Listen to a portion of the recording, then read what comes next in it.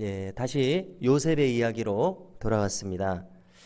자, 요셉이 이제 노예로 팔려간 곳은 애굽의 왕 바로의 친위대장 보디발의 집이었습니다. 여기서 요셉은 형통한 자가 되었다 이렇게 기록해 줍니다. 자, 그 이유도 소개합니다. 왜 형통한 자가 되었느냐? 그것은 하나님께서 함께 하셨기 때문이라 기록합니다. 이것은 단순한 기록이 아니었습니다. 그의 주인 보디발도 그것을 인정하는 내용이었습니다. 여호와께서 보디발의 눈에도 요셉과 함께 하심을 보았다고 말합니다. 자, 뿐만 아닙니다. 보디발이 보기에 범사에 형통하게 하시는 것이 보였습니다. 참으로 놀라운 일이 아닐 수 없습니다. 우리가 이제 영어 속담 중에 하늘은 스스로 돕는 자를 돕는다 이런 속담이 있지 않습니까? 네, 아무리 생각해도 여기서 말하는 하늘은 이 서양 사람들의 종교를 생각해 볼 때에 하나님을 가리킵니다. 하나님은 스스로 돕는 자를 돕는다. 자, 한 개인이 형통케 하시는 것은 하나님의 주관하에 있고 하나님의 크신 은총이기도 합니다. 자, 그런데 필요한 요소 중에 하나는 무엇입니까? 그 자신도 성실해야 함을 우리는 알게 됩니다. 자, 우리가 요셉의 이 행하는 모든 것을 볼 때에 요셉에 대해서 알 수 있는 것은 요셉은 기본적으로 성실한 인물이었습니다. 의롭게 사는 인물이었습니다. 자, 우리도 살아가는 중에 사람에 대해서 사람을 대할 때 우리도 마찬가지 아닙니까? 우리가 이제 어떤 사람을 신뢰하게 됩니까?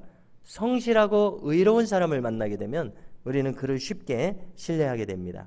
정직한 사람, 우리가 신뢰하고 의지할 수 있는 사람입니다. 그러면 이제 그를 신뢰하게 되고 우리의 마음을 주고 마음이 통합니다.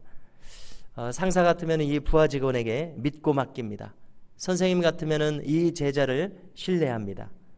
자, 우리가 요셉을 볼 때 요셉은 이처럼 신실한 사람이었습니다. 여기에다가 하나님께서 함께 하시니까 그의 범사에 형통한 사람이 되었습니다. 보디발의 신뢰를 얻었습니다. 자, 요셉이 하는 일은 애굽의 자유인이 하는 일이 아니었습니다. 요셉과 같은 노예가 보디발과 같은 높은 사람의 집안에서 노예 중에 해야 할 일이 있었습니다. 그 적재적소에 필요한 사람, 그 사람이 바로 요셉이었습니다. 그래서 이제 보디발은 요셉을 가정 총무로 삼고 모든 것을 맡기게 되었습니다.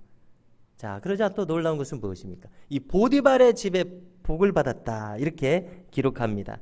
그의 집과 밭에 복이 임했습니다. 자, 여기서 우리가 알 수 있는 중요한 원리가 하나 있습니다. 신실한 믿음의 사람이 속한 그것이 직장이 되었든 가정이 되었든 하나님의 복이 그를 통하여서 임하게 되는 원리를 발견하게 됩니다. 우리 모두가 이 땅에서 살아가면서 내가 속한 곳이 나로 인하여 복된 곳이 되게 하여야 할 줄로 믿습니다. 내가 속한 곳이 나를 인해서 다른 분들이 나를 인해서 참 복되다. 다른 사람들로부터 인정받는 사람이 되어야겠습니다.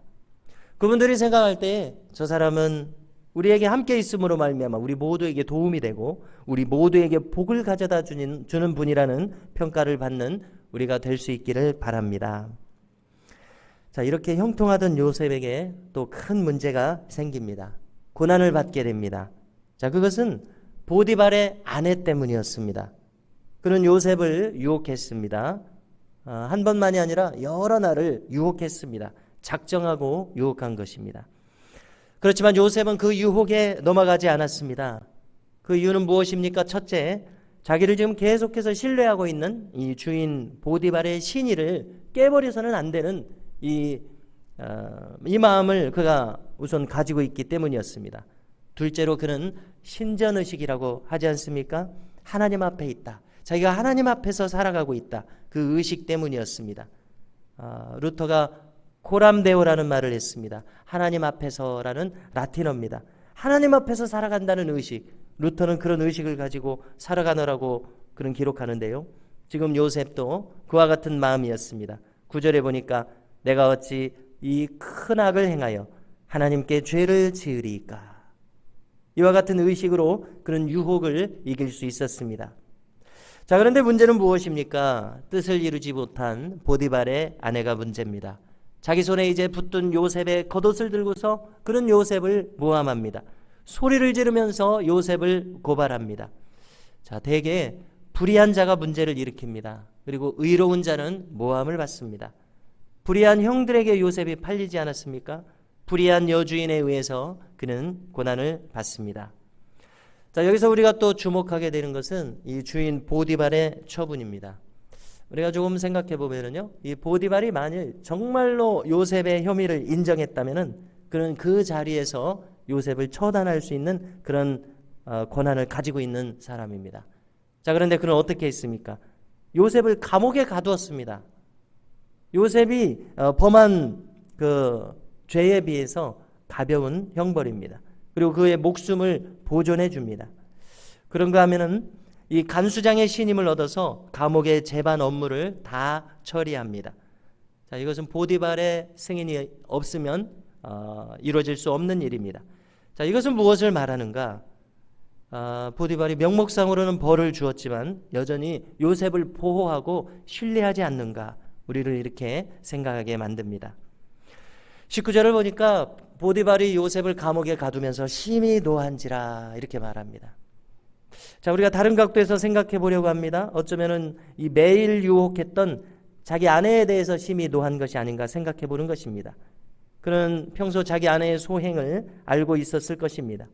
가장 가까이에 있었던 그의 아내의 사람됨을 몰랐을 리가 없습니다.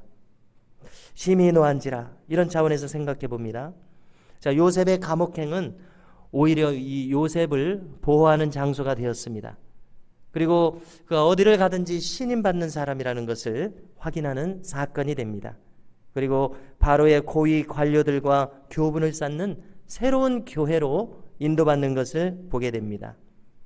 고난이 다시 기회가 되는 이 기적 같은 일이 벌어지고 있습니다. 자, 23절을 찾으셔서 함께 읽겠습니다. 간수장은 그의 손에 맡긴 것을 무엇이든지 살펴보지 아니하였으니 이는 여호와께서 요셉과 함께 하심이라. 여호와께서 그를 범사에 형통하게 하셨더라. 아멘. 자, 요셉은 이제 간수장이 볼 때 그가 다시 검토하지 않아도 될 만한 절대적인 신뢰를 받고 있는 것을 여기서 읽게 됩니다. 자, 그 이유는 또 무엇이라고 말합니까? 여호와께서 요셉과 함께 하시기 때문이다. 이렇게 말하고 있습니다. 그를 범사에 형통하도록 인도해 주십니다. 자, 요셉이 이제 모함을 받고 감옥에 갇힌 것은 무엇입니까? 분명 고난입니다. 역경입니다. 자, 그런데 진정한 형통 속에 있는 자는 이 고난도 역경도 형통의 일부분이라는 것을 확인하게 됩니다. 요셉의 삶이 펼쳐지는 것을 보면서 그에게 두드러진 특징이 있습니다. 노예로 팔려갔습니다. 모함을 받아 감옥에 처해졌습니다. 자, 그런데 이 모든 것이 역경의 이름으로 찾아왔던 형통의 또 다른 이름이라는 것을 알게 됩니다. 은총의 또 다른 이름이었습니다. 성도 여러분, 혹 우리에게 괴로운 일이 닥친다면은 그래서 우리가 그 상황에서도 우리가 경건한 신자의 본분을 잊지 않고 만약에 그 상황을 감사한다면 감사합니다 주님, 변함없이 주님을 신뢰합니다. 우리가 이 마음으로 나아갈 수 있다면은 우리가 원망하고 탄식하는 반응을 하는 대신에 그 모든 힘든 상황에서도 감사한 마음으로 주님 앞에 나아갈 수 있다면은 주님께서는 우리를 흡족하게 바라보시지 않을까 생각합니다. 과연 네가 무엇을 아는구나 이렇게 우리를 기뻐하시지 않을까 생각합니다.